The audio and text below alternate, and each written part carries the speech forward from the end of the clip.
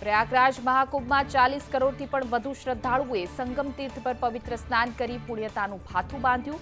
અખાડાઓએ packing શરૂ કર્યું.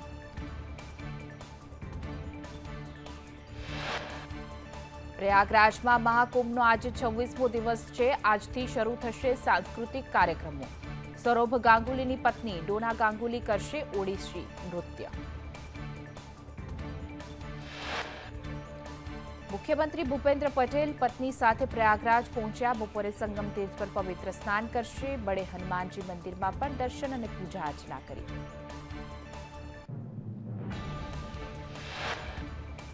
પાટીદાર આંદોલન વખતના કેસો પાછા ખેંચાયા. પાટીદાર આગેવાન દિનેશ બાંભણિયાએ તમામ કેસ પાછા ખેંચ્યાનો દાવો કર્યો. કેસ પાછા ખેંચવા બદલ બાંભણિયાએ સરકારનો આભાર પણ માન્યો.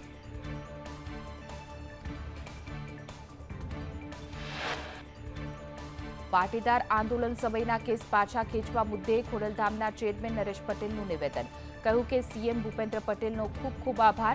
અનેક પાટીદાર દીકરા દીકરીઓને રાહત મળશે.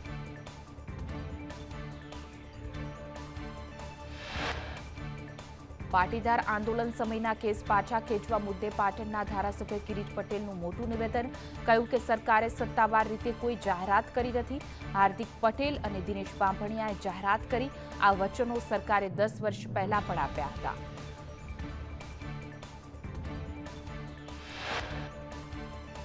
તો કોંગ્રેસના નેતા લલિત કગથરાએ કહ્યું કે આંદોલનકારીઓ ભાજપમાં ભળ્યા એટલે કેસ પરત ખેંચ્યા.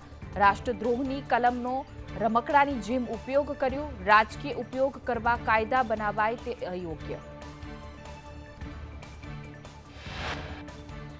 પાટીદાર આંદોલન કેસ મુદ્દે કોંગી નેતા લલિત વસોયાનું પણ નિવેદન સામે આવ્યું. કહ્યું કે સરકારે ખૂબ મોટો નિર્ણય કર્યો છે.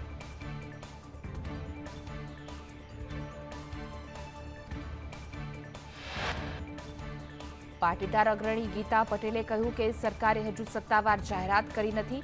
નપ્પાની ચૂંટણી આવી રહી છે. માત્ર અફવા હોઈ શકે છે. પહેલા પણ નીતિન પટેલે જાહેરાત કરી પણ હજુ કેસ ચાલે છે.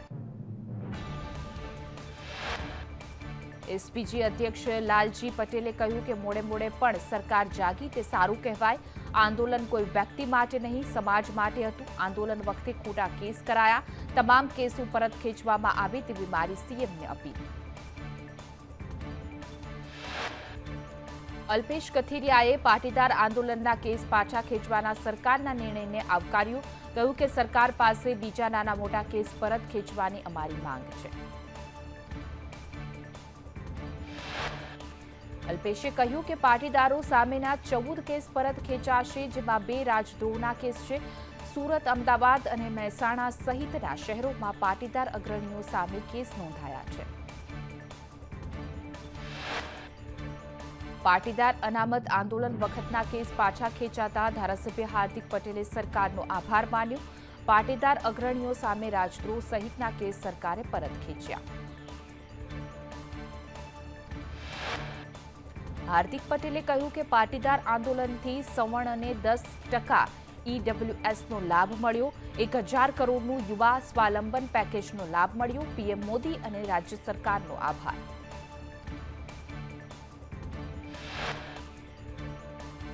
પાટીદાર આંદોલન સમયના કેસ પાછા ખેંચવા અંગે આંદોલનકારી ચિરાગ પટેલનું નિવેદન. કહ્યું કે સરકારે ઓફિશિયલ જાહેરાત કરવી જોઈએ. કેસ પરત ખેંચવાની પ્રક્રિયા લાંબી છે. કોર્ટમાં એફિડેવિટ રજૂ કરવાની હોય છે.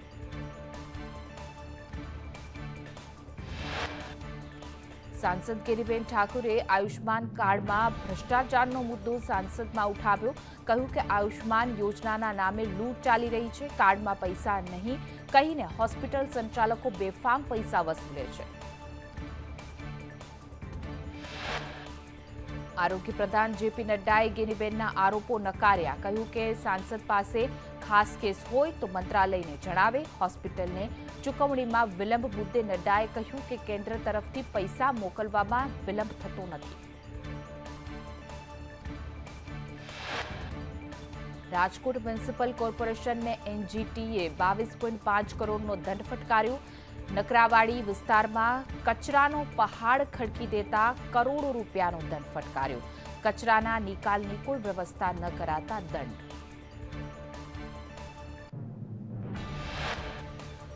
લોકોને કચરા માટે દંડ ફટકારતી રાજકોટ મનપાએ કચરાના પહાડો ખડકી દેતા દંડ કરાયો છે. એનજીટીએ 10 જૂન સુધીમાં કોર્પોરેશનને અપીલ કરવા તાકીદ કરી. પર્યાવરણને નુકસાન બદલ એનજીટીએ નોટિસ ફટકારી. ગાંધીનગરમાં ગૃહ રાજ્યમંત્રી હર્ષ સંઘવી ક્રિકેટ રમ્યા. જીએમસી ક્રિકેટ ટુર્નામેન્ટમાં હર્ષ સંઘવીએ બેટિંગ કરી. તમામ કોર્પોરેશનની ટીમ વચ્ચે ટુર્નામેન્ટનું આયોજન.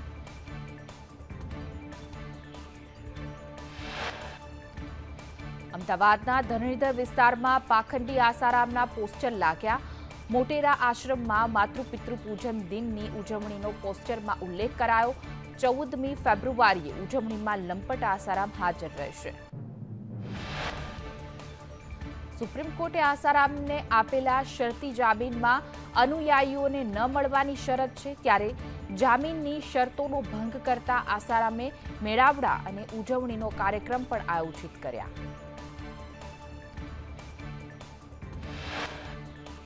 પાટણ બાદ સુરત કોર્ટમાંથી 15 ફાઇલ ગુમ થતા હાઈકોર્ટે ચિંતા વ્યક્ત કરી છે. સુરતના એક જજ વર્ષ 2019માં પોતાની પાસેથી 15 ફાઇલ લઈ ગયા હતા. જોકે આ ગુમ થયેલી 15 ફાઇલ પરત પણ મળી આવી હતી. હાઈકોર્ટે વિગતવાર અહેવાલ રજૂ કરવા આદેશ કર્યો છે. અન્ય જિલ્લામાં આવી ઘટના બની છે કે નહીં તે અંગે પણ તપાસના આદેશ આપ્યા. 13 ફેબ્રુઆરીએ સુનાવણી પહેલા રિપોર્ટ કરવા આદેશ કર્યો.